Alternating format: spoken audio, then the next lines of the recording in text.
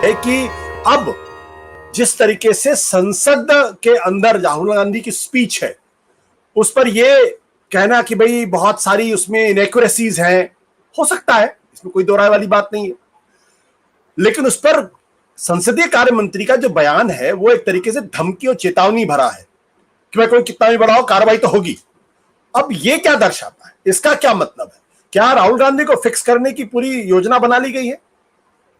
देखिए, ये हो सकता है, लेकिन फिर मैं ये कहूंगा कि अगर राहुल गांधी की भाषण में इनएक्यूरेसीज हैं और वो स्टेब्लिश हो जाती हैं, तो वो फिर ब्रीच ऑफ प्रिविलेज है, और उस ब्रीच ऑफ प्रिविलेज के तहत उनकी मेंबरशिप जा सकती है।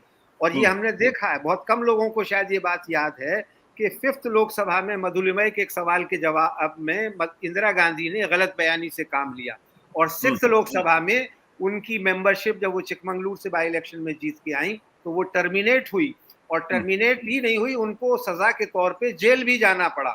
तो ये हमारी पार्लियामेंट्री प्रैक्टिसेस का हिस्सा है। भाई, इसमें तो बात होनी चाहिए कि आपने अगर प्रधानमंत्री ने गलत बयानी की है, जैसा कांग्रेस पार्टी कह रही है, वो एस्टेब्लिश करें और लाएं प्रिविलेज का मोशन। और अगर राहुल गांधी ने गलत बयानी की है तो ट्रेजरी बेंचेस की तरफ से आए वो मोशन। लोकसभा अध्यक्ष को ये चिट्ठी लिखना कि आप एक्शन करें, ये तरीका नहीं है, ये पार्लियामेंट्री प्रैक्टिसेस नहीं है।